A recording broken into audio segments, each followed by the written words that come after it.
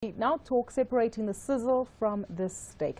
In other words, we will be examining the need for diversification in one's portfolio with Doug Turvey, Private Client Portfolio Manager at Cannon Asset Managers. So good to have you with us on the show today. Evening, Gugu. Looking at the headline, the first thing I thought was, ooh, what's this about? Famous brands or, taste holdings? But it goes back more into the investment principles that we need to prioritize and maybe separate and understand. But take us back, 2 steps back into the steak to the sizzle. Absolutely. Well, thanks for having me, Gugu.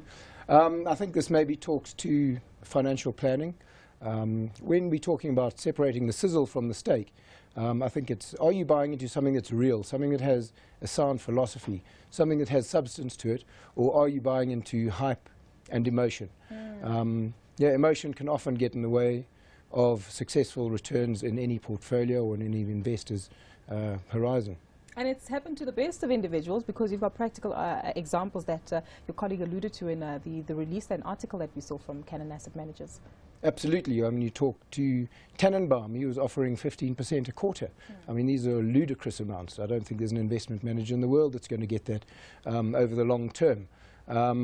Fortunately, when we're talking about financial planning, there were advisors that advised on these things. The investors went back to the advisors. They said to them, you have not advised us properly. Where's the letter of recommendation? Had they done the due diligence into these products that were sold and invested in through the hype and emotion? What was lucky is that in going back to these regulated advisors, advisors were actually asked to pay back the money, and we've heard that before. I think even Greece has been asked to pay back the money. Precisely, huh? Some other people too, but hey, we'll steer clear from that discussion. But I know you're not a psychologist, but maybe if we just unpack that theme of emotions, which obviously drive and often cloud our judgment when it comes to making financial decisions and investment decisions. Why does it happen? Is it the greed element? Is it some kind of rush that we try to experience in trying to making the most out of our buck? You mentioned probably one of 2 emotions that drive markets, greed, fear as well. Fear and greed are equal to emotions, and as you say, those are what drive your long-term investment returns.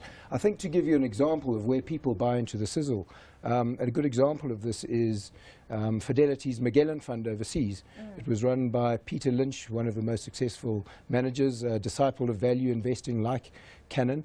The portfolio was over $100 billion, being one of the biggest funds in the world. It had returns of around about 29%. Of interest, most of the investors in the fund earned less than half of that.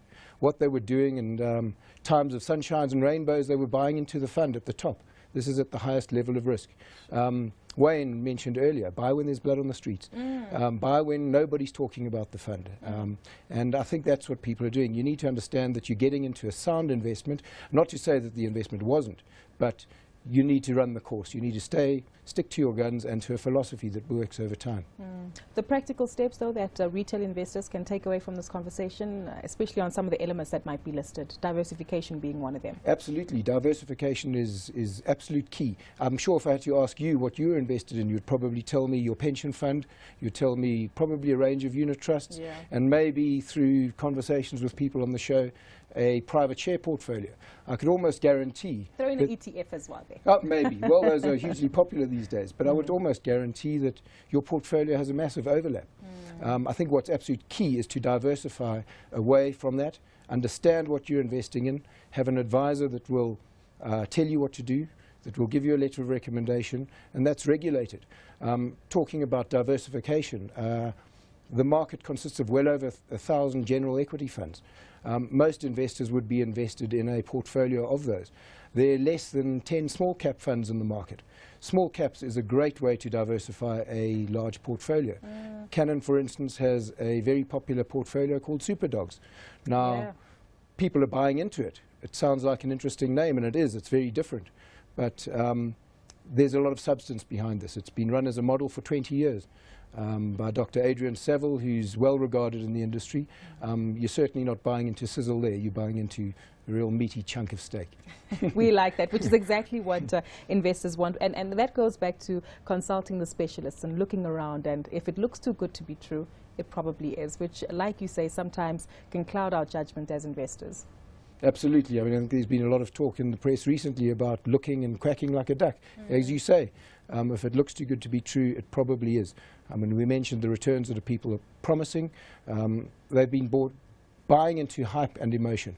And as we mentioned earlier, emotion is the destroyer of long-term investment returns. Having said that, though, there are investors who monitor media platforms like CNBC Africa, read through the newspapers in the morning, and there's a lot of noise, especially you heard us in the conversation with Wayne as well. We talk about resources. Oh, China's a concern. Commodity prices at a slump.